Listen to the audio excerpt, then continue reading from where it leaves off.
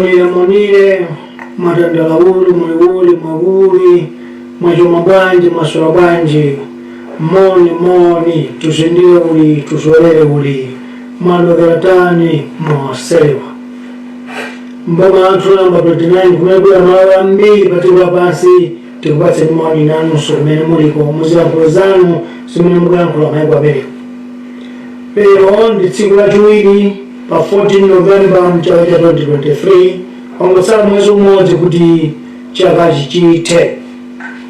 Amalawi ife monga chipani chatsopano cha Muvi Wachilungamo Revolutionary Party tabweranso monga timachitira tasungano lonjezo kuti timabwera kawiri pa sabata. Lero tabwera sabata yathu yoyamba kuyamba kuti kumene mukulankhani wa lero ukuti Malawi ali mudzingwe, Malawi wamangidwa unyolo, Malawi wagwidwa ndi mukulankhani wa lero.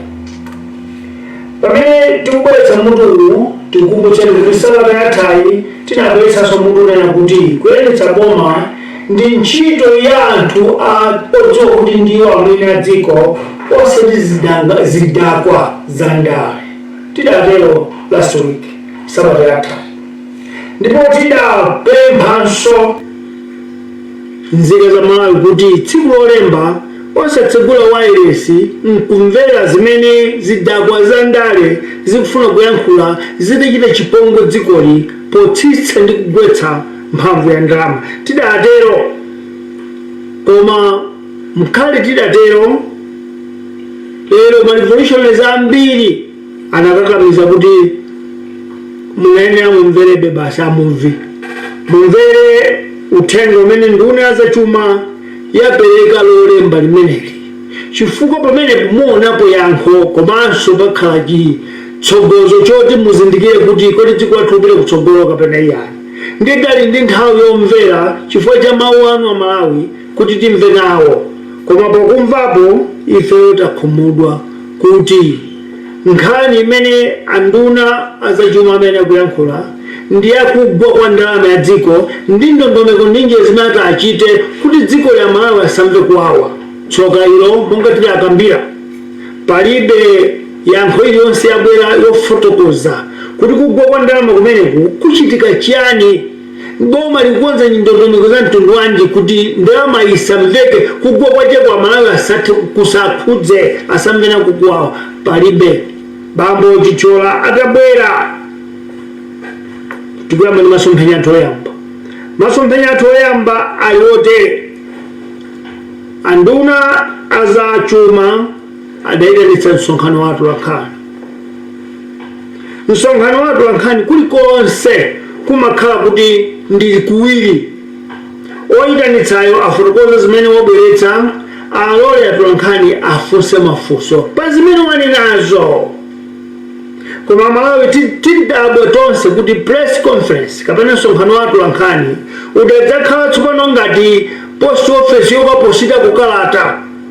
Anduna anakubwera ngoposita kalata kwaposita manyuziwa athu wankhaniwa ndi kuposita kudziko iwo nkumapita. Pamenepo zikuonetsa kuti dziko lathu likuyendetsedwa ndi zidakwa za ndale osati mapatriots ake anthaka kapena aumwini kulibe. Chifukwa ngati walakwitsa munthu kapena wakhazikitsa lamulo lokhwima ndiye kubwera kukapereka yankho kuti ngakhale lamulo lokhwima chonchi koma tili ndi ndondomeko izi kuti tikonze, umalola atolankhani kapena dziko likupatsa mafunso. Atolankhani sangathe kufunsa mafunso kwafunsa anduna. Nduna uzulutsa nkhani mdziko muno bambo Moses Kunkuyu powayikira kumbuyo anduna zachuma bambo Simplest Chichola Banda ananena kuti akuthamangira ku parliament. Timafuna tiyankhule pamenepo anduna achita mmango apa chifukwa akuthamangira ku parliament. Lero Malawi tivomereze kuti ndale zathu izi nzoviringana kwambiri za chabechabe chifukwa anthu ena akulephera kugwira ntchito yawo kuti chifukwa ali ndi mipando ingapo. Uku akulephera kuti achite zoyenera kuthamangira ukonso akachita kuthamangira kwinako. Nduna zachuma ndi phungu wa nyumba malamulo. mboma number 7 chipansi pa chipani chino cha revolutionaries ngati uli nduna iwe siphungwa nyumba malamulo ngati uli phungwa nyumba malamulo sungakhale nduna chifukwa ukagwiritsa ntchito udindo wako omweyenera umboni ndi umenewu. Ifebe tikudziwa kuti sizoona kuti andunawa adali amathamangira ku parliament kunama nkhani yeniyeni ndiyoti adalibe mayankho. Andunawa angopatsidwa chikalata ukanene kuti iwo alibe yankho chifukwa ndi misinjalo wangotumidwa malinyero wa bwana kuti kapereke chikalata uko bwana mkubwa wapereka uthenga ndiye sakanatha kuti ankhe mafunso chifukwa mafunso akanaperekedwawo sakanatha kuti awayankhe. Masomphenya achiwiri amalawi mungatanenera pamutu wankhani dziko lathu lili pa unyolo, dziko lathu lili pa dzingwe, dziko lathu lili pa chiphinjo ndi chipani cha Malawi Congress Party chimene sichilemekeza ufulu wa democracy mdziko. Chifukwa pachiyambire 1994 kudali kuonera kuti mtsogoleri wa dziko nduna nkhale phungu adzipanikizidwa ndi mafunso kuti afotokozere Amalawi kuti nchifukwa chani yali mbomamo, nchifukwa yali boma likupanga zimenezo, Amalawi adzikhala ndi chikhutiro kapena adzikhala ndi nkhawa kuti komabe apo sinatikwanire. Koma chipani cha Malawi Congress Party chayamba kuchita zinthu zimene zinkachitika kumbuyoko ali pansi pa kamuzubanda kuti sangafunsidwe chifukwa iwo anali mesiya. Lero Amalawi ndi awotola nkhani onse ngokhumudwa ndipo okwiya kuti nkhani yovuta ngati imene yagwetsa dziko itaphetsa miyoyo ya anthu abambo Simplex Chichola sanafuna kuti akhale pansi ayankhe funso lililonse limene mtolankhani akalifunsa. Ife ngati amuvi tikuti ngati talowa mboma nkuona zoterozo ino atolankhani musadzabwerenso ku msonkhano wathu kuthera pamenepo chifukwa sitikudziwa tanthauzo la boma la zipani zambiri lijamati multi-party democracy. Potero ife tazindikira kwanira kuopsa masomphenya atatu kuti boma la chitsogolo ndi chipani cha Malawi Congress Party silisangalala ndi ulamuliro wa democracy. Iwo anazolowera kuchita zinthu ndi usiku ndiye mmamawa kwamacha wina aliyense angotsatira. Ngati satsatira ndiye kuti ayang'anira ayufe abwera adzapitirize kukomontha anthu kuti atsatire zimene wakufuna zimene akuganiza ndi usikuzo kunyumba kwawo. Pamene malamulo amatipati akuti Amalawi akhale omasuka kufunsa, kulemba, kuyankhula, kusonkhana komanso kubweza ziganizo zawo. Paizi umboni kupeza Amalawi kuti chipani cha Malawi Congress Party ndi multi-party democracy icho ndi apongozi ndi ndani. Masomphenya namba 4 pokwana kwaniyo mafunso jolera kwa atolankhani amenera ndi ku BICC zabereka chithunzi chonena kuti dzikoli aligwira pakhosi atabwera ndi chipani chawo ndi timabanja tawo 10 timene tikuwatsatira kumbuyo kwawo. Masomphenya namba 5 cholinga chake chinali chiyani kuyitanitsa msonkhano wa atolankhani pamene mukudziwa kale kunena kuti simudzafuna kulandira funso ndipo simudzafuna kuti mufotokoze kwambiri chifukwa Simplex Chichola amene nduna zachuma anangopereka mitu koma sanafotokoze ndondomeko. Lero Amalawi akufunsa kuti dziko ligulitsa mpweya nawo kuti anthu akudakutola kuti mpweya uwu ndi mpweya uti chifukwa mpweya sagulitsa amapuma. Tsopano mpweya amene amafotokoza andunawo ndi mpweya wanji choyambirira. Ndiye tikubweza kumbuyo kuchaka cha 2009 kumene parliament ya Malawi pansi pa boma la DPP unakhazikitsa malamulo kuti anthu asamapwisa pagulu. Tsopano mwina mpweya umene wotu umene afuna kugulitsa Simplex Chichola. Pokana kulandira mafunso zikupereka chithunzi kuti Amalawi akazunguzira munthu mpweya umene akunena awawu kuti afuna adzigulitsa kuti ndalama yayikisa isamweke kuti agwa ndi mpweya wanji. Masomphenya namba 6 andunawa anabwera ngati postmaster oda posita makalata simutanabwera ndi ganizo lililonse latafotokoza kuti pachitika njira yanji pakuti kwatera kuyesedwa, pachitika njira zanji kuti amalawi asambe kuwawa ndi kugoma ndalama kumeneko. Sanayankha funsoneyo, ndipo zotsumikana ina sizofotokoza kuti zikupereka yankho kuti amalawi akhale ndi chiyembekezo chanji kuti nkhale kwateyamba koma sanzunzika m'magulidwe. Mmawa mwake sanachule kuti chonse akwera pakatundu. Petro kampani yawo ya Mera, bunge lao la boma la Mera liliongezeka kutoka kwa 1,700 kufika kwa 2,500 pa chigubu chimodzi ka lita tena kuti 1 lita. Zimenezi sana zifotokoze pa nduna za chuma kusonyeza kuti si iwo adangotumiwa ngati messenger. Masomphenya namba 7, Bambo Chitwawa adalibe ganizo lililonse ndipo saonedziwe chilichonse kuti akuyankhula chani. Iwo anangopatsidwa kalata ndi mukawerengera Malawi. Masomphenya namba 8, mukuyankhula kwawo Bambo Chitwawa anafotokoza mfundo zawo 8 akuti zimenezo ndi zimene zitapangitsa kuti ngakhale kwateyamba dziko lisanzunzike, amalawi asanzunzike. Adanena kuti iwo apitiriza programu ya mtukula pakomo kuchoka kwa anthu 2 miliyoni kupita kwa anthu 3 miliyoni. Dziko lathu lino kuli anthu 20 miliyoni. Kugwa kwakwata sikukhuza anthu 3 miliyoni okha, kukhuza anthu 20 miliyoni.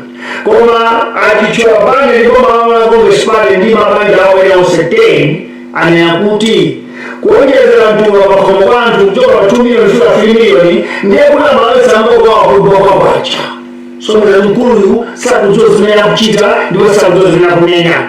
Chachiwiri adanena kuti onse amene akhudzidwa ndi mafunde a Afrego amene ananduza kuchita ndi mvula ya dzidzidzi azilandira 50,000 kwacha kwa miezi 3. Funso lonena kuti kodi pale kuyesedwa kwachale atiwasalandira nawo zimenezo chifukwa anthuwa sali malomo anayotsedwa kaya apeleka malomo ali mavuto akulu kwambiri, njala, pokona ndi zinthu zimanaluza. Kodi tsopano chifukwa cha kugwa kwacha ndi anthu aliye 50,000 ndiye kuti kugwa kwacha kuthandizirako kuchotsa mavuto ako pamadzidzidzi. Kusonyeza mkuluyu sakuti chimene akuyankhula ndiponso amene antumawo sanamutsire kuti komano wakhala usamala. Amalawi ndi dziko lofatsa kwasi dziko lathu koma tikutokosedwa kumtoso, tikutengeredwa kumtoso chifukwa pena ulemu umatha, kukula ndi mwambo umatha, umunthu umatha kuyankhula kuti mutengera kumtoso. Chachinayi chachitatu ananena kuti akuluakulu anthu ena m'matawuni adziko la Malawi ali anthu 150,000 m'matawuni ali ndalama zokwana 100,000. 150,000 dziko la anthu 20 miliyoni. Somera kuti kwayabwezera kwa anthu amenewo Afrego anthu 150,000 yawa ndi 3 miliyoni yawo. Ena wakwatira mphamvu kuyankhula kwa Simplest Chichola kozunguza munthu komanso kokweteretsa munthu chifukwa mkulu wophunzira bwino ene ndi nduna yazachuma sadayankhula motero. Akayakhala pansi kaye kapena kumudzudzula amene atumaye kuti koma izizo sizikugwirizana ndi yako imene amalawi kulembereza. Chachinayi adayankhulanso kuti aliyense m'Malawi anakhala mayiko akunja kuja amati diaspora, iwo amati kudiaspora okhala kudiaspora ayamba kulipira msonkho.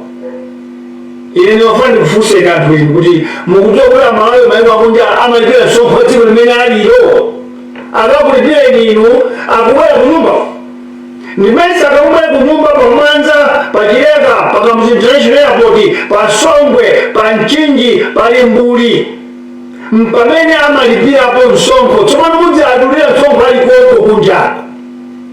Bambo Simplest Chichola sanadziwe zimene akuyankhula. Ndondomeko namba 5 adanenanso kuti Malawi tsopano ayamba kugulitsa mpweya. Sindamve kumaikuonemera bwino amene amadziwa bwino nkhani ya mpweya akutikuma kuti South Africa amagulitsa mpweya sindamveko, Germany igulitsa mpweya sindamveko, Malawi katiko amagulitsa mpweya kukanakhala kuti ndikomenya amafulo kuja ena kanena kwandi ya makofi kwa tuli kuchibali kuno tikufuna tiyankhulemo dekha kuti mchitidwe ukupangitsa mitima ya Malawi kutuluka magazi ndi kupweteka. Dziko lathu lino lilizo kulitsa zambiri, kuli chamba, kuli madzi, kuli tomato, kuli onions, timalima zambiri, kuli mpunga, chosankha kugulitsa kuti chithandize kugwa kwa jabu kale mpweya.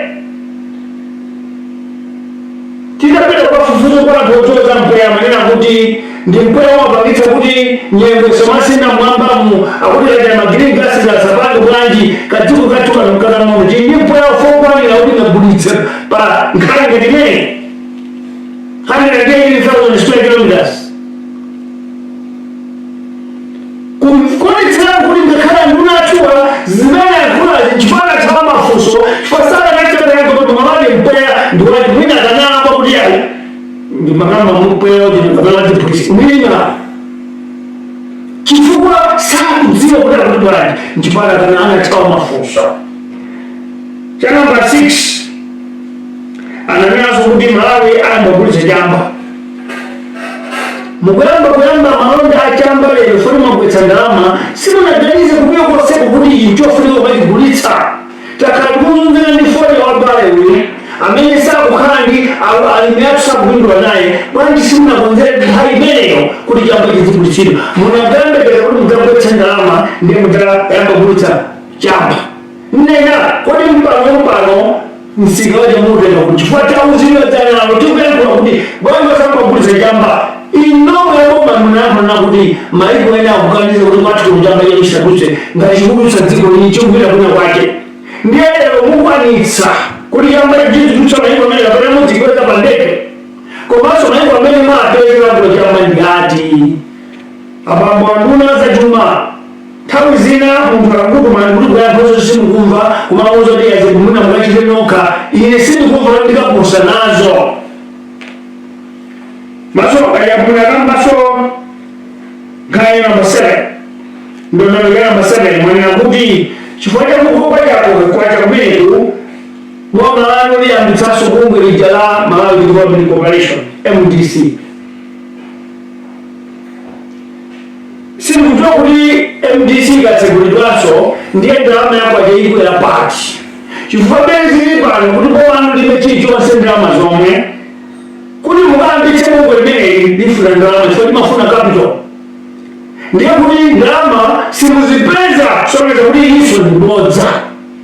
Ife kuchipana kwathu kuno tikudziwa kuti manifesto athu alipaliponse momamo ndiye mukumamberako ito ndito koma ndiyankhule ndiyankhulo kumapetoko pa mfundo imene yombera manifesto yanzake.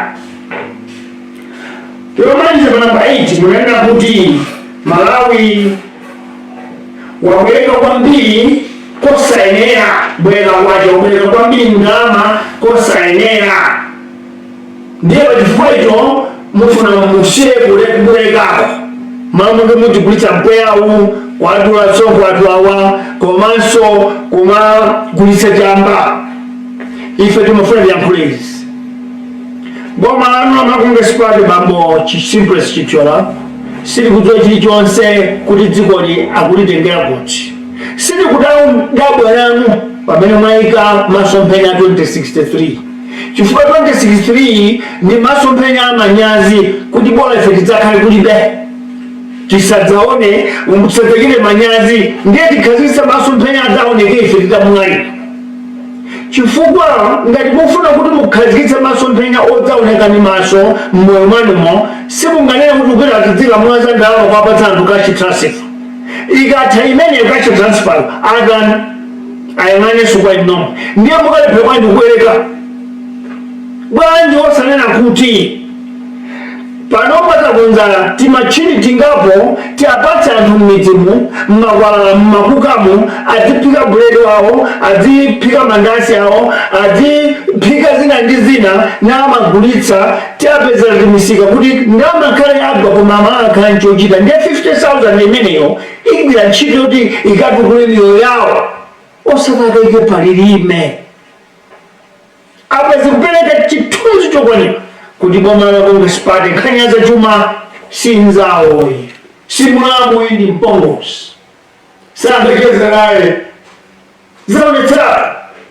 mchifukwa chake boma namba 70 kuti fertilizer wa AIP tikuchotsa zopereka ndalama m'makomatu kuti akaite tikuchotsa koma kuti pereke makampani kapena mabizinesi monga mmene takambira kuti manifesto mwathu ife sitidzapatsa anthu nsomba akadye koma tidzapatsa amadani mbedza phunzirani kuwedza mukadziphere nokha nsomba kuti boma namba 7 kutero so lero ndamangwajamba akubwera chisimplizi chichowa kutanena kuti tiapatsa ndalama anthu akaike palilime ili mamayi madziwo akaike 50,000 akamakachaso akamamowa ayiwala kugula ufa mwathandiza kapena mukuapitiriza kulirabe komanso 50,000 yo ndiye kuti amalangu 2 ways 50,000 kwachayo muchiteta mu 60 divide by 16 mupeza kuti mwina ndi 4,000 kwacha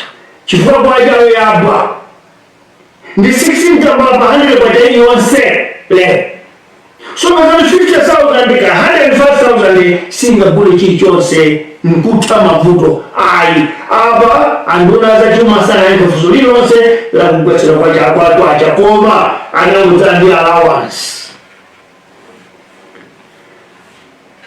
masumanyena manayi pamene amamba kuyankhula andunawa anayankhula maonena kuti dziko la Malawi mavuto facha kubwereka kwambiri ndi adachitangata kudzudzula boma nkhale sana yankhule amadzudzula boma la DPP chifani nakuti kukongola kwambiri kwa chibwana nayankhula mawu a chibwana kuchibwa kukongola kwa chibwana kunachitika kwambiri 2018 mpaka 2019 kusoneza kuti achitchola ndi boma la Congress Party akudzudzula boma la DPP chifukwa nthawi 2018-2019 kuti boma la DPP lili pa mpando ndi ayankho kuti zaka zimenezi kunakongolela ndalama zambiri ndipo bambo chicholawa anafotokoza zitsanzo za kukongola kwa chibwana kumene anakongola kwa chibwana kumene kunamangisa BICC kumene kunamanga masi kucholo kumene kunamanga Bingu Stadium mutulongwe kumene kunamanga Mpanda Hospital ndipo adakamba kuti zimenezi zimezapangitsa kuti tikongola kwambiri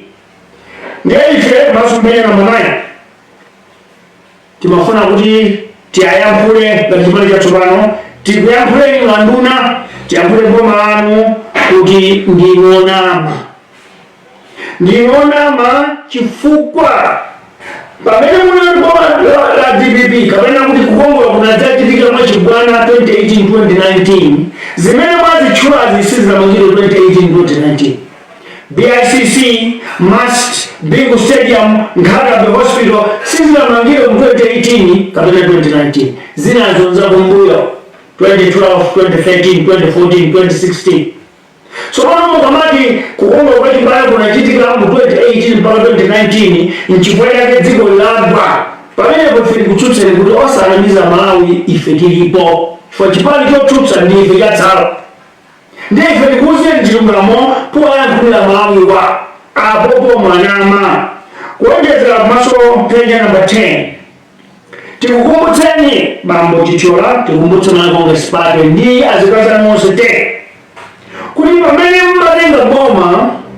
2020 pa 23 June chitatha kuvota dziko la Malawi ngongole yake inali pa 3.16 trillion Malawi kwacha 3 trillion and 16 billion kwacha ngongole imeneyi siyaboma la DPP lokha PPP ilimomo DPP ya Bingu ilimemo koma inali 3.16 trillion kwacha ndifuna mutsale bambo simplesi chichola chifukwa osamaganizo ka Malawi ife ndife titsele kwete iyayi osakugenzera Malawi fe ndife titsimu kwete iyayo, osakugenzera Malawi fe ndife amati zizule zanthu ayi. Amalawi namuganiza kwambiri ndipo ndozindikira kusonyeza kuti pamene mumalowa munapeza ngongole ili pa 3 trillion ndi 16 billion kwacha, ndipo 3 trillion imeneyo ndimene yamanga BICs kumene munapeza mpaka kwachitirapo msonkhano inuyo bambo Simplesi Chichola Banda anduna za chuma Malawi Party mumachitira zanu kumeneko sindadziwa kuti mumakhumudwa. Masti ndi kumene anati amata athu akadaulo akuchitako za science kumene kucha, ndipo Bingu Stadium nkumene tikamati ndi stadium mdziko muno tikutosa Bingu. Chipatala cha Nkhalebe ndi chipatala chimene chili chapamwamba, koma zonsezi zachitika mu ngongole ya 3.16 trillion. Nimafuna pamenepo mukhale nthawi pang'ono mudzifunse kuti Amalawi ndiona bwanji pamene fa munanyowa poyankhula zimene zija. Masomphenya namba 11 bambo Chichola sanaliuze dzikoli kuti mukongola mwa chibwana momo iwo boma lawo lakongola zingati 5 pamati kukongola mwa chibwana anzawo akuatcholo chikongola mwa chibwanawa ngongole yawo inali 3.16 trillion, ndipo atosa zimene iwo atichoka kuti ichi BICC Masi Bingu Stadium Nkhalebe chipatala cha Nkhalebe zimene zinapita ku ngongole iyi. Tsopano ife tifuna tikuwuzeni kuti bambo Malawi Party boma lanu mu zaka zitatu kuyambira 2020 kufika lero ngongole yani yokha imene mumatenga inu kukongola ku dziko lapansi lino nkati tikhale kunja kwa Malawi ili pa 5 trillion 18 billion kwacha zaka zitatu. Ndiye munationetsa BICC yanu mwamanga ili kuti, Masi imene mwamanga ndi ndalama zimenezi ili kuti, Bingu Stadium mwamanga ndi ndalama zimenezi ili kuti, na Nkhalebe hospital yofana mfana zimenezo azichita ndani ndi 3.1 trillion inu ndi 5 trillion mwapanga nayo chani. Kuchititsa manyazi simunafuna muyankhule pamenepo, mwafuna mutukwane ena muchite ndale kuti mwina ena wasadzakhale ndi vote. Niwafuna ndiyankhule izi Amalawi mchaka cha 2024 kamukankha kuti pilepe 2025 Amalawi anatsegula maso kalikale, ndipo pano voti yawo anavota kale mtima wamuwo ndikira tsiku kuti boma latsopano lilowe inu mukapume chifukwa mwabwera kwake ndi anthu Amalawi kuntoso. Ndiye ngongole zimene mwatenga inu 5.18 trillion kudzaphatikiza ndi 3.16 trillion, ngongole ya Malawi yonse lero ili pa 9.4 trillion. Pa 9.4 trillion ipo mukudzadzuka kuti ngongole anthu amakongola kwambiri, inu simumakongola kwambiri bwanji. Mwalephera enabula ina ya masomphenya ya 2063 ija kuti kusintha kaganizidwa yomwe ndiye key wa chipani chili panochi mindset change. Mwalephera. Masomphenya namba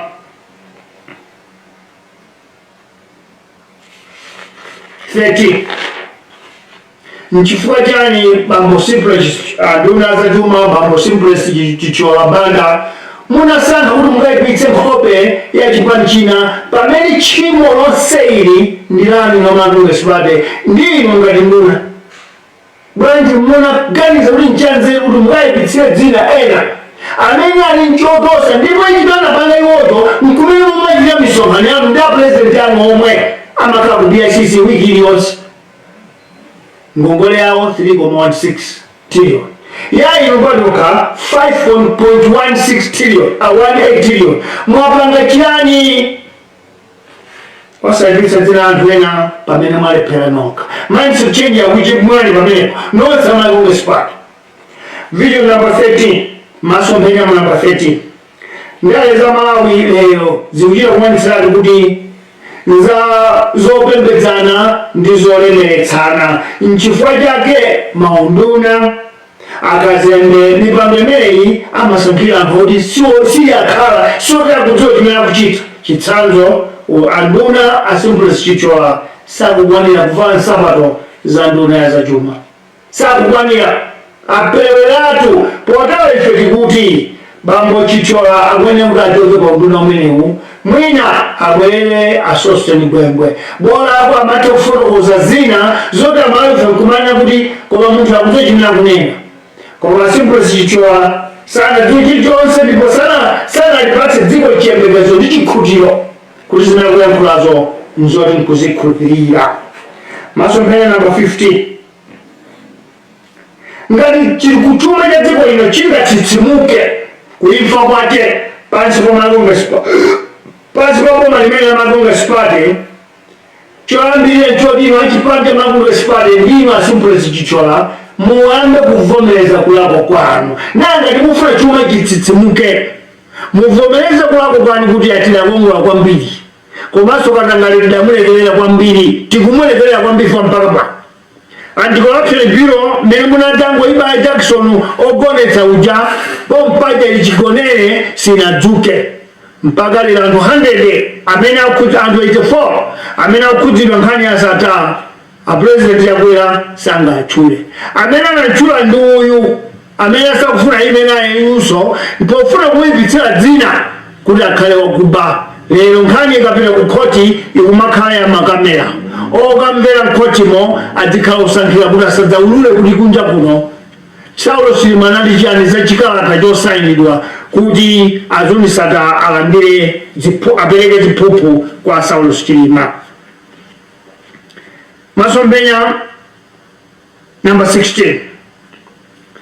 Anduna wanafuna kuzasu zoti malonda apa simanteko pa Chingerezi black market ngati njira imodzi apangitsa kuti ndalama igwe kumayiko.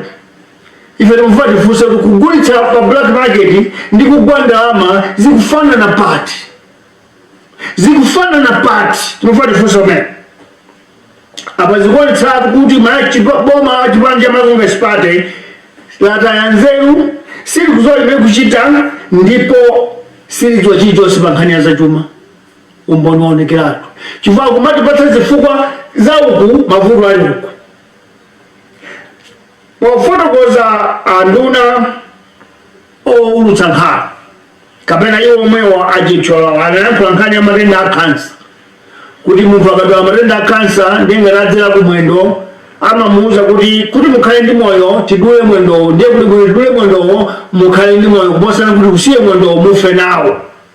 Funso limene tifuna tifunse ife lona kuti kodi apo boma la Congress Party ladula mwendo wa ndani? Wawo iwo ama Congress Party kapena ladula mwendo wa nzika. Mukadzafika poti mwadula mwendo wa nzika dziwani kuti simunathetsa matenda a kansa. Chifukwa ina kumudula mwendo pamenepa linali boma la Congress Party potani kuchepetsa nduna kuchoka pa 28 ka 32 mwina zibwere 50 choyambirira. Chachiwiri kuchepetsa maulendo amene a president akuyenda kunja kwa dziko ngakhale mkati muno mwa dziko la Malawi. Chachitatu ija amati austerity measures ijaonera kuti kuchepetsa kugwiritsa ntchito ndalama za boma kukanakhala kuti tsopano manager ndiye akhala 24/7. Mwina magalimoto onse a boma kuyimitsa nduna ziyambe kuyenda maminibus. Ndiye kuti boma limenelo likufuna kuthetsa mavuto mdziko. Koma kugwetsa kwa ikwaja uku mwachita dala chifukwa mwalonjezera ndalama kwa IMF. Ndiye simunandandaule Malawi 20 million mulibe nawo ntchito chifukwa kwa inu ndi zilombo za ntchito. Kuboma namba 7 kuti ogwera ntchito mboma la namba 7 ngati dziko lalowa mpungupungu umenewo anthu lidzaenda pa njinga ya kapalasa kapena njinga ya moto. President yadzaenda galimoto zitatu tubwezanso chifukwa umene ndiye kwaonetsa Malawi kuti tifuna tikonze zinthu. Koma simungati mukonze zinthu mukuchita haya ya ndege yoyenda president. Simungaende zinthu simungakonze zinthu mugwetsa magalimoto zopuma chuma chake chimene chimisero yake mene sipamene pumaonetsera kuti mwanama ndiye kampeni isambe chifukwa muchita manyazi. Masomphenya namba 17 umboni ulipo na kuti ndale za zidakwa zimataya ndalama m'madzi pamene boma la umwini la mapatriots amayika poti pachite phindu. Ndibweza pamene ndale za zidakwa achamati mapoti political hooligans ndalama zawo kuponya madzi zipite m'madzi pamene boma loyendetsedwa ndi mapatriots ndalama zawo amazika pa business amachita invest kuti patuluke phindu. Masomphenya namba 18 powapatsa mabanja ndalama za kauya ndola khomo kuti akadye boma munisipale lamiliratu kuti ilonso limadzuka kudya kokha silidzokupayo chifukwa boma lokuti chimwe chawongera simungapatsa kuti akadye mumauza kuti mbedza ndizikawedzere.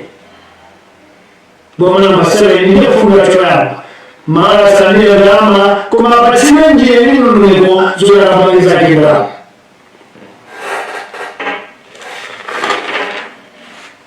Masomphenya namba 19 boma munisipale ndya azikazawo sali mboma kutuluka dziko lino koma kulikama kuti mpaka kafika kufupapo mpamene afika 44% uwa ndalama zimene zifola yapitayo 25%.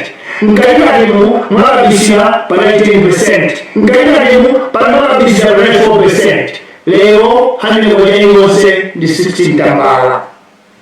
Abaziwani sana kuti tisambele jito sita muno kuti kwa munisipale lingalijitela dziko. La kuya kutakama mpaka kuja super ndio nina asiye.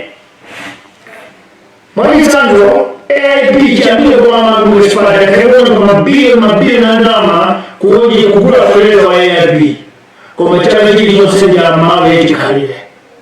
Abinu machani ndalama ziloa palilime. Ziko watu mfuna msinte ziku mwa ika chintuwa maonda AIP jaranje kati mozi mkwauza maangu chaka chinacho feleza kwa mataniu mutati kutibulila mwaka. Kwa kusajua soma juma feleza ya 107,000 kwachi. Ndiye kati mkapata AIP jaranje na wasa na wanita dauna ya dulisita. Masomphenya namba 20 ziko watu wenye ngobili ya 20 million ndipo pofuna wingi cha maona na black market watu wasoma wanatoka maipa kunja kupeleka ndalama zangu kutoka kwa 1 million osa ni 170 million zikupeleka hadi kituzi chodi boma la mambo munisipale ndiye azikaza wose si kujua kuishuma chima kauza maji chifukwa kale bila izisundi kwa ya igwelali ibi ya kubwa ufundama tumukunyira maji.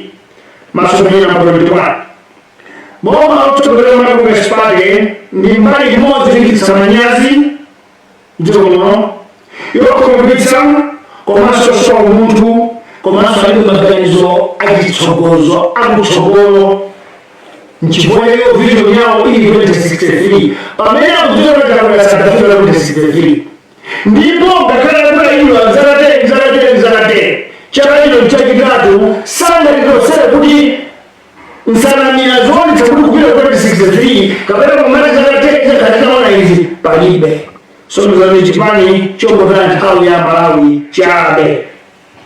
Masomphenya kwa jamani umwewo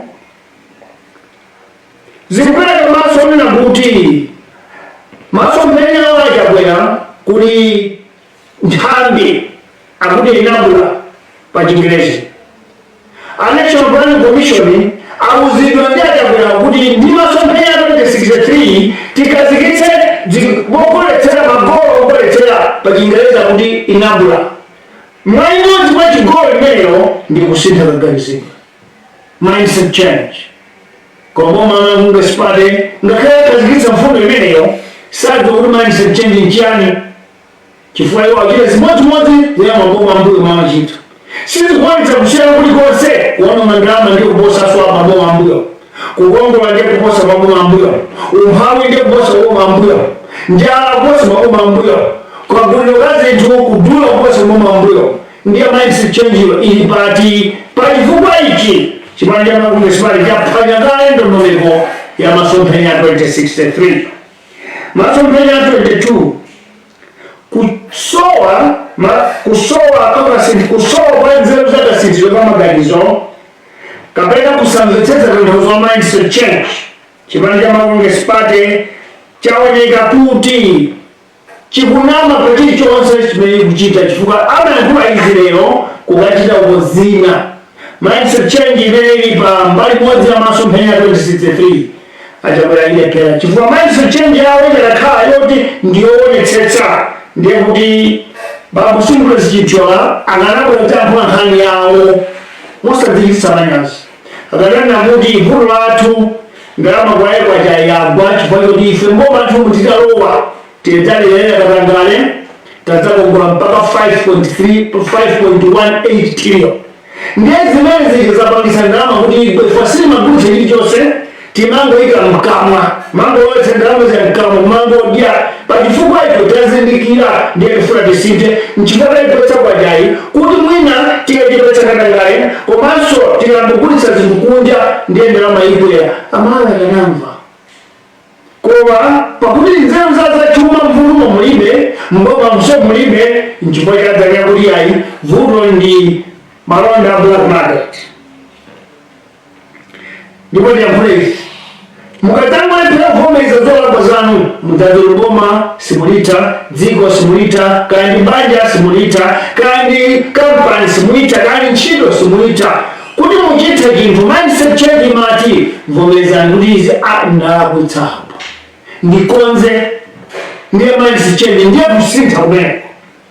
Masomphenya namba 23 pakugwetsa ndalama yabwacha ndi 25% mu Juni ndikutayitsitsa dzulo limodzi 44% pamene katika mwaishinda mwaigwetsa mobisa 4% ndi 10% zikubera chionetsero kuti malaboma anakonga sipade ndi azikazi aliwonse ndi akhungu ku nkhani ya zachuma.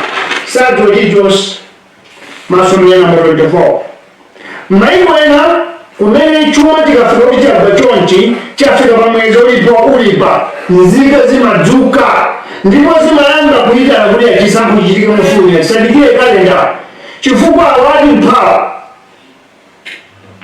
Koma dziko lathu lino mwina ulemu kapena nkhanza amalawi tidzingodzifera mchinunu tidzingolira mchinunu koma sibwino kumanda mchinunu nthawi ya democracy. Zikafika pamenepa amalawi amagenda kumsewu, zikafika pamenepa amalawi amachita mipindikiro, zikafika apa amalawi anyakuonetsa kwiya. Tingachite bwanji panafunika pa nthawi imene atabwera adzibwera kuchokera ku Saudi Arabia kana ku Igupto payapo takauzidwa maonera kuti sitikukulambirani chifukwa mwatigwetsera ndalama mwatika pa chiphinjo. Ayi kwanza athu amandiduduza munthu kumbweza kuyangoto amalawi tentidzuke.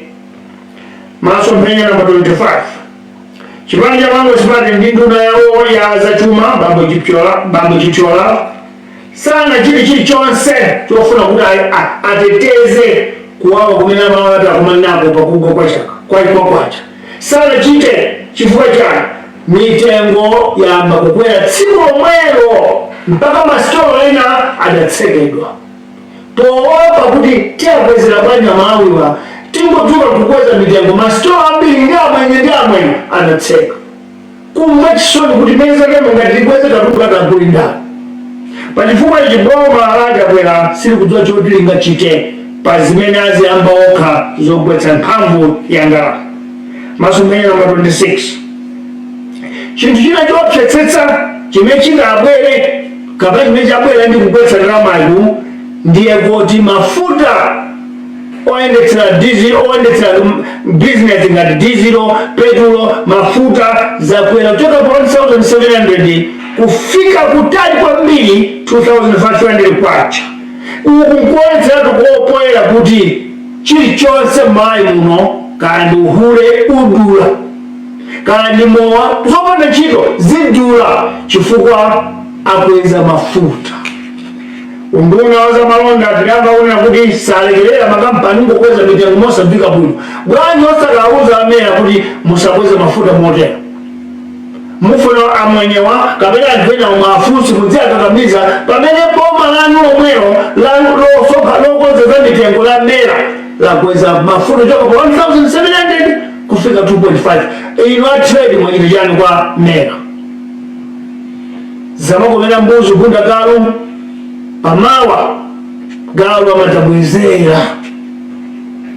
Masomphenya namba 27 nzika za Malawi tiyembekezere kuwawa kwa moyo, tiyembekezere kuonongeka kwa chikhalidwe, tiyembekezere mabanja kusokonekera komanso imfa zambiri.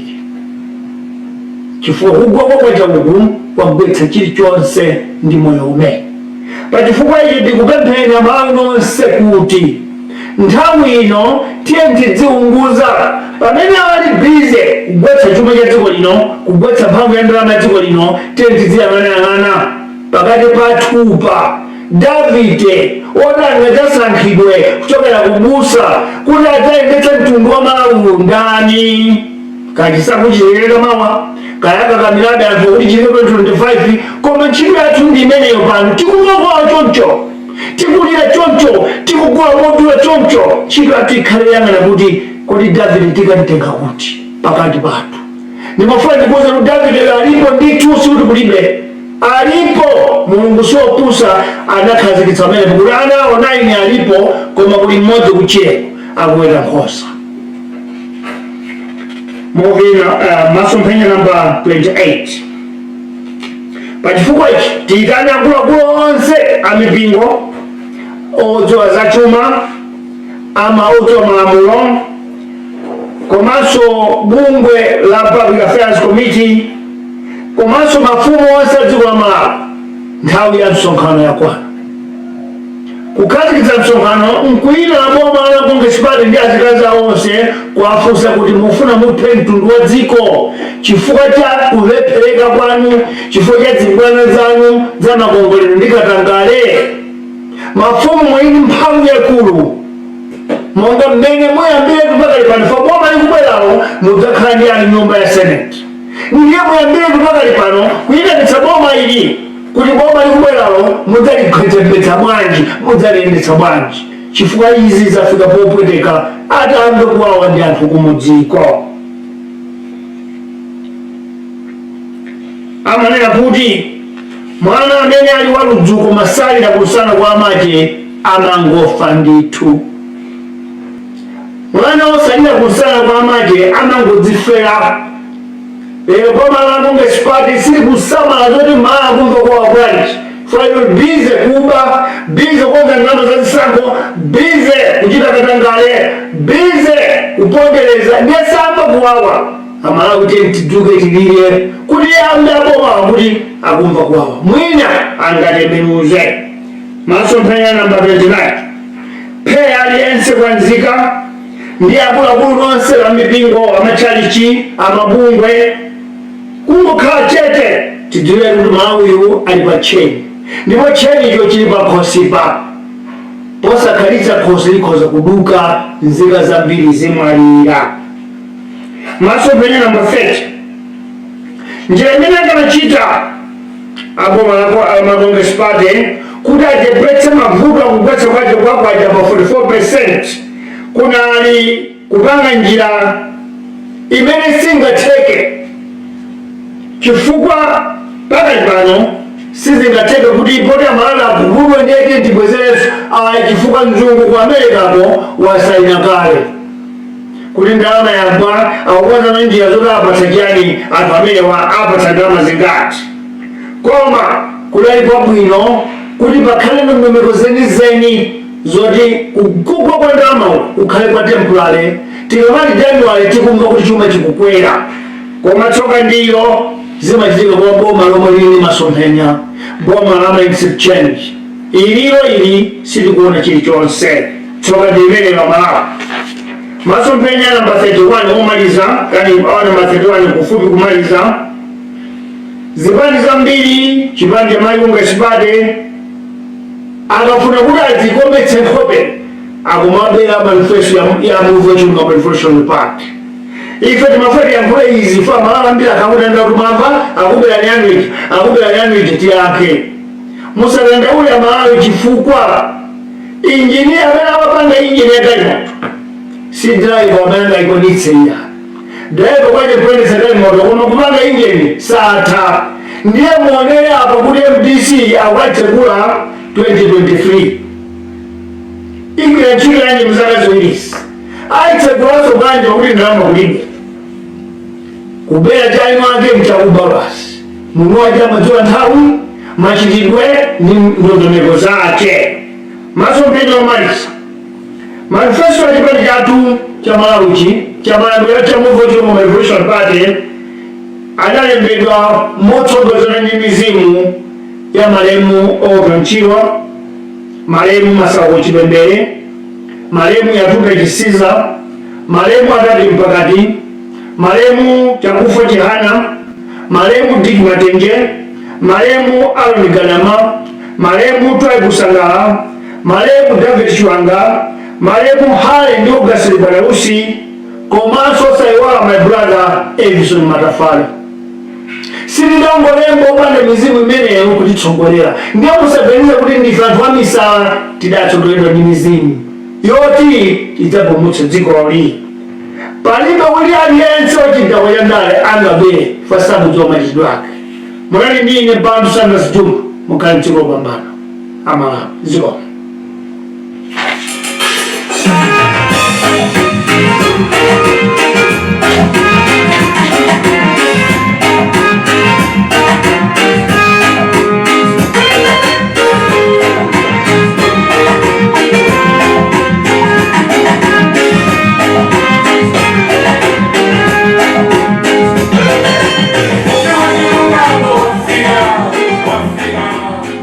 Moni ya Malawi mwadandalauli mwiwuli mwachuma bwanji mwaswera bwanji muli bwanji tuzwelele uli tuzindile uli mwalogera dani mosaiwa.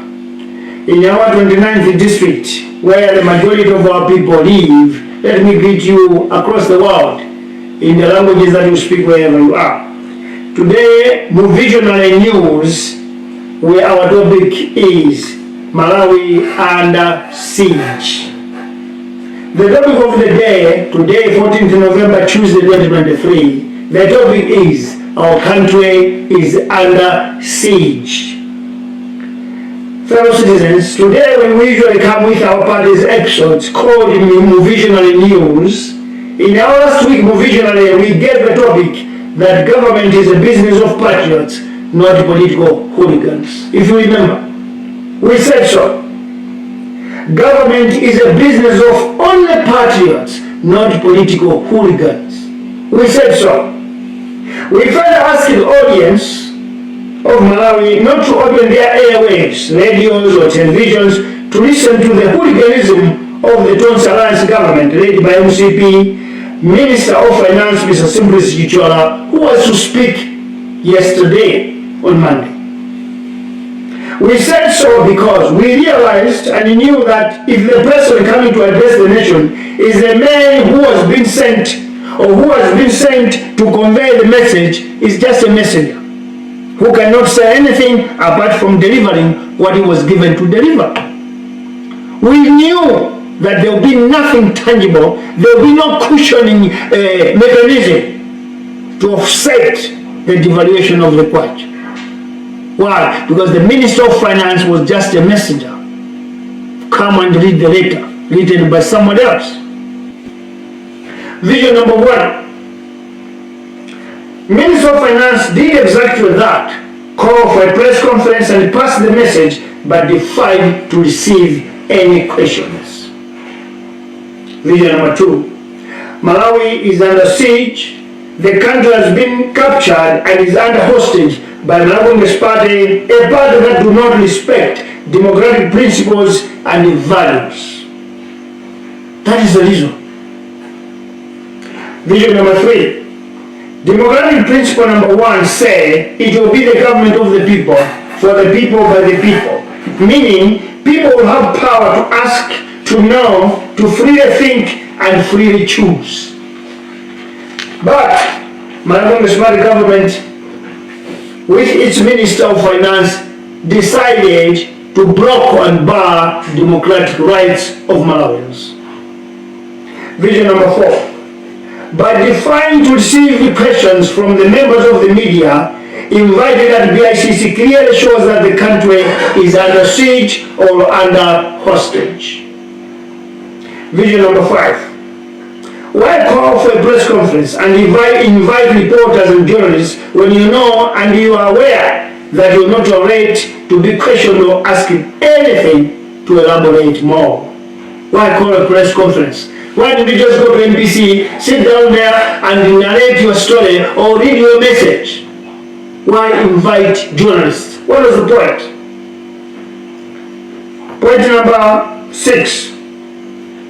The post that the minister posted to the country did not address or mitigate the devastating impact of the devaluation of the kwacha by 44%. It did not provide solutions or give any mechanism to cushion. He just came with a different story altogether. Vision number 7. Minister Yichwa did not have full information over what he was coming to do at the press conference, other than coming to read the letter he was given by his president. That is what he came to do. This is why Minister of Information, in a way of trying to fool citizens, said that no, Mr. Minister is busy, he is going to attend parliamentary session. Fellow citizens, in the 7th Republic, when this party gets into the government, a minister will never be a member of parliament. And a member of parliament will never be a minister. Because we are now hoodwinked today. Instead of tackling issues, hectic issues on the ground, one is running away, giving an excuse that because he's a member of parliament, he has to rush there, leaving media members mouth agape, asking what's wrong. This is the press conference, we need to give him questions. But that's not the case with Malawi municipal government.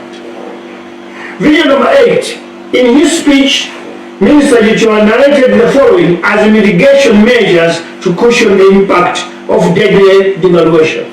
1. He said cash transfer will now reach 3 million out of 2 million people.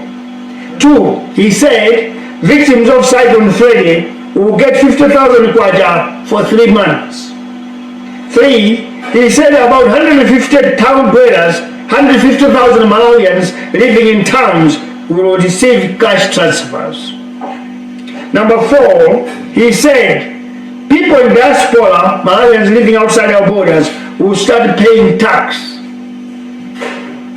I don't know how and why. Number 5, he said Malawi will now start to sell air. No one understands whether it's breathing air or puffing air. Because if you say you're going to sell air, you need to elaborate what type of air.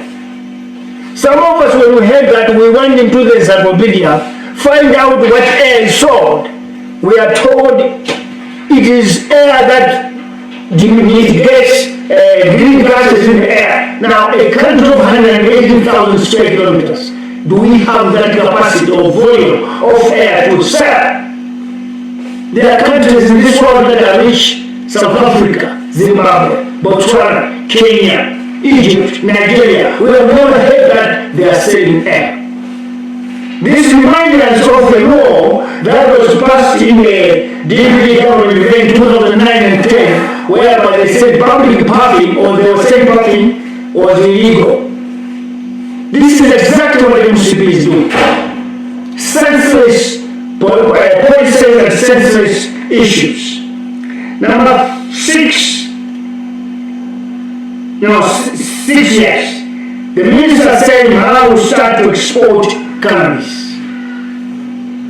3-4 months ago, when the cannabis authority was established, Malawians have been asking, why are we not exporting ganja, Indian hemp, marijuana, chamba? We asked the question, but the government, the national government, said no country outside Malawi or bordering Malawi wants our chamber to pass through in their country. Therefore, it's an impediment.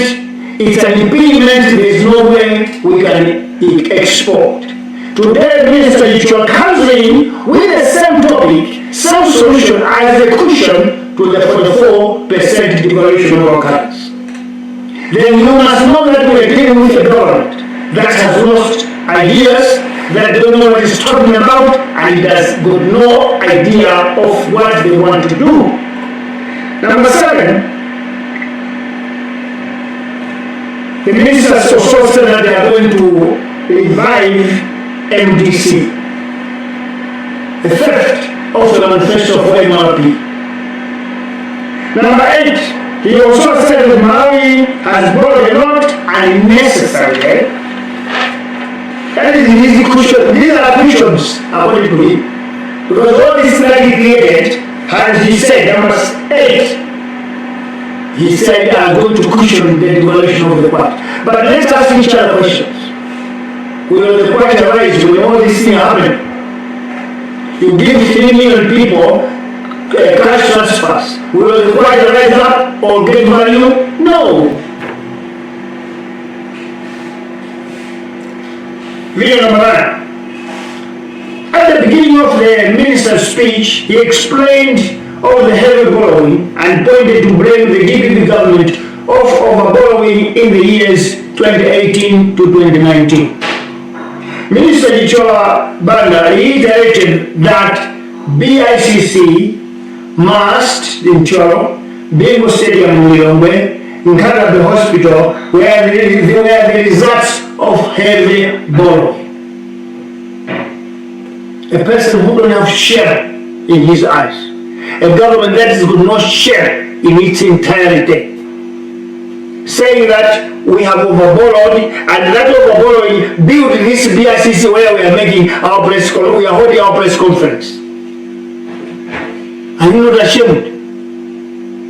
Are you not ashamed with that statement? Well, vision number 10.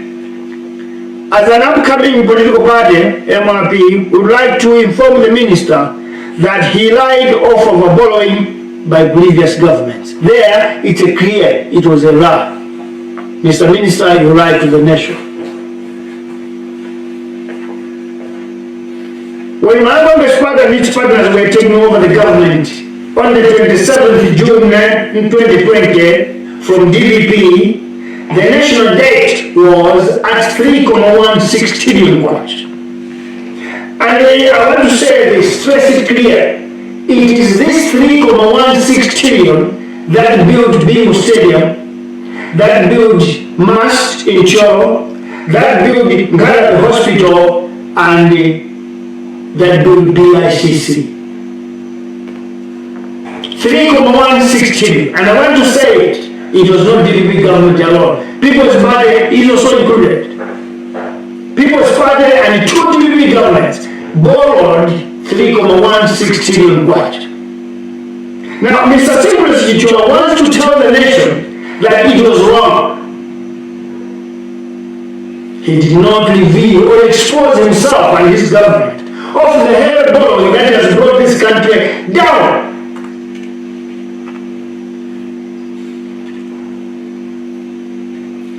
Video number 11. Minister Ichwa did not inform the country that his Malawi's party government has childishly, according to his language, he said childishly, did not even say that his own government, his own party, has borrowed 5.18 trillion in 3 years with nothing to show on the ground. Now, when you are trying to decampaign other parties, you should think Malawians are not to stand against today. Malawians are open, vigilante. 3.16 trillion, 3 governments borrowed, and they managed to build where you are holding press conference, BICC, where we hold our sports activities, Bingo Stadium, where our children are learning highest education, quality education at MAST, and our people are receiving high treatment in the hospitals of Ghana, modern facilities. That is what 3.16 trillion kwacha used. Now, can you tell us what your government has done with 5.18 trillion kwacha? Show us what have you done. Video number 12. Let us stress it clear. Have you built a hospital with 5.18 trillion? No. Is there any stadium? No. Is there any stability in the economy? No. And where is the 5.18 trillion? It has gone into corruption and extravagancy. Extravagant spending. Do we have factories? Nada. Do we have commercial farms? Nada. Do we have foreign direct investment? Nada. And where is the money? So Minister Chichola, you wasted your time. This is why we said radio stations must not even air your speech because it had no substance.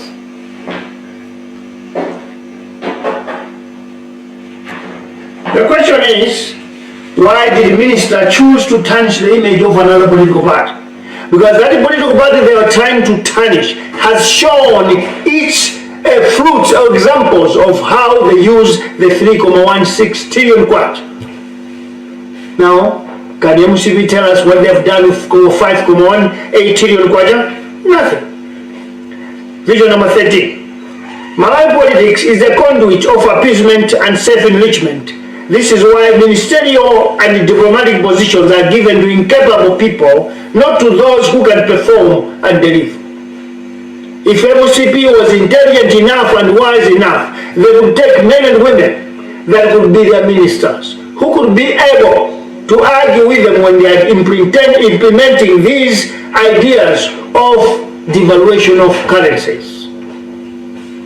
When you are appointing diplomats, you cannot just appoint those that will be conned by 419. Where is the bridging foundation today? So our country's politics is the conduit of appeasement and self-enrichment. You don't care what they are going to deliver. What you care for is my aunt, my mother-in-law is going to get rich with our taxes. My daughter will be rich with our taxes. What are they going to do there? Nothing. When they want to bring development, they bring bridging foundation. A lie. Vision number 14. Minister Gichola must be removed from his position. He does not fit to be Minister of Finance. The shoes are too big for him. Perhaps my friend or brother Sosin Gwengwe couldn't fit, because at least when things goes south, he could come into the open and say, I don't agree to this. But Minister Gichola has got no argument to make, meaning the position is too big for him. Vision number 15. If this economy is to be resuscitated under MCP, the first thing is for Malawi's party to face reality and admit of extravagance and rampant corruption in its system of government, including nepotism, where family members were hired not following procedure or experience. That is the only way you can resuscitate the economy. Vision number 16. The same minister mentioned black market as one way the devaluation was effected. How does black market affect the strength or weakness of the currency? This clearly shows and indicates that Malawi's party government has no clue of what it is doing about the country's economy. They are very blind and clueless. Maybe they know only promises, but economic management, they are out of order. Vision number 17. Political hooliganism or political hooligans keep throwing money in water while the patriots invest. Let me repeat that and emphasize more. Political hooligans keep on throwing money in water while the patriots invest. What do I mean? Minister Gichola and his government came into the open with logistical cushions in order to subvert or offset the devaluation by citizens. He said in figures, we are going to extend the cash transfer number of recipients from 2 million to 3 million. He added, town dwellers at the number of 150,000 will receive money. And he extended that victims of Cyclone Freddy will receive more money, 50,000 kwacha each family for 3 months. That is a strategy of hooligans. In our government, we say we are not going to give our people fish to eat. We are going to give them fish hooks or fish nests to catch fish. Because they will be able to catch an amount of fish they want. But for us to give them fish, maybe we'll give them 1 fish or 2. Yet their families are bigger. So in our government, we are going to invest, not to throw the money in water the way our rivals are doing today. Vision 18. By giving families cash to consume, the government of Northern Municipality is a conduit and a collaborator of poverty manufacturing in this country. Malawi Municipality do not care what will happen to citizens receiving cash transfers after 3 months when it is phased out. Let me stress that. By giving families such money, it explains that Malawi Municipality is promoting or graduating poverty. Because after phasing out this, it's a 3 months thing or it's a short-term thing. What are Malawians going to do without that cash transfer? Why not invest, buy them small machineries, create small entrepreneurship so that they can know how to fish each and every day? This tells that the MCP government came into power blind, without any clue of how they can resuscitate the falling economy. Vision number 19. Malawi Municipality and its partners are not in the government to develop this country, but to milk this country to the bone. They are here to milk. This is why in 3 months' time, 5.18 trillion Malawi kwacha has disappeared through debt. And let me tell you, it is the new government that will come in 2024 or 2025, 2030 or 2029, 2034, 34 or 2035, that is going to pay that money. Why are we chaining the generation after us? Why are we handcuffing the generation after us? In other words, generally, why are we chaining our children? Why are we handcuffing our future generation? Just as AIP, affordable input program, that each and every year costs billions of kwacha, Malawi Municipality has not realized anything that they are throwing money in the water. Because for 3 years, Malawi Municipality has lost about 2 trillion in fertilizer subsidy. But Malawians have not harvested, and we are not food sufficient in this country. There is no food security, but billions are thrown. That is a government without sense. This is why we, in our government, we are going to do universal subsidy. Each and every Malawian will buy fertilizer at 1 price.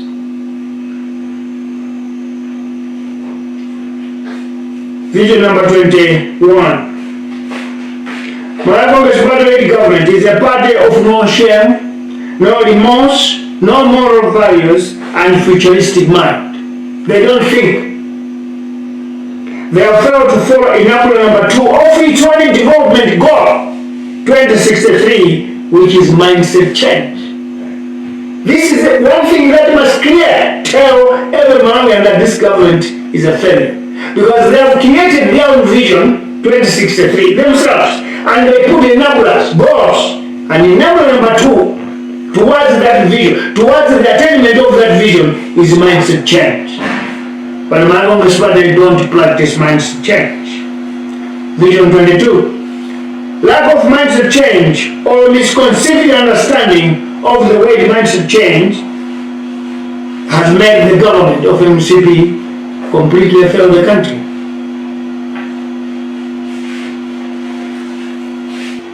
If MCP can be players in its own child of Vision 2063, what it could have done was to admit that it has messed up in 3 years by borrowing excessively and consuming over 5.18 trillion without investing any kwacha into the economy. You have to admit and apologize, because this is the fault that has made this country to go down, the economy to fall, because 5.8 trillion was just consumed, it was not invested. That's why the economy has fallen, collapsed. Vision 23. By devaluing the kwacha with 25% then, last June, and devaluing it 44% publicly 4 months later, clearly indicate that Malawi's and all its partners are blind to the tenets and values of economic stabilization. They don't know anything. What they know is devaluing, collapsing the economy. Vision number 24. In other countries, fellow citizens, when the economic situation reaches this level, citizens rise up and call for early elections or show dissatisfaction by holding demonstrations, vigils, and protests. Because now we are like a child at the back of the mother who is not crying. And I want to say and stress it again. A baby at the back of the mother, if it does not cry, it will die there. Because the mother is busy toiling for life. And the baby must cry to raise the arm that of hunger. That's when the mother will stop and feed the child, breastfeed the child. Fellow Malawians, time has come for us to rise up. Otherwise, we are going to die at the back of this government. Vision number 25. Malawi's party, with its Minister of Finance, didn't do anything to cushion the effects and impacts of the devaluation that has raised commodity prices at the corner of society. All prices have gone up, and the Minister Chichola did not say anything about rising costs of commodities. Vision number 26. One dangerous and devastating impact is the skyrocketing of fuel price from 1,700 to 2,500 kwacha. This is an indicator that each and everything is going to go up in this country. And it's going to go up exactly from 1.7 to 2.5, meaning there will be almost 150% increase in each and every commodity price. Where are Malawians going to survive? How are they going to survive? Where will they get the money? Vision number 27. Citizens, we must brace for more toughest situation and chaotic lifestyle until elections time. From now until elections time, it doesn't matter whether it comes 2024 or 2025. We must brace for toughest times, hard times, painful times, breathing times, because things are going to get higher, higher, and higher, yet the money goes down and down and down. Vision number 28. We, however, call upon stakeholders in the law of fraternity, in the economy sector, the citizens themselves, to start talking as any uncrying baby at the back of its mother dies if it does not cry. I tell you, I should talk about this already. Now, let me say, how do we stand up?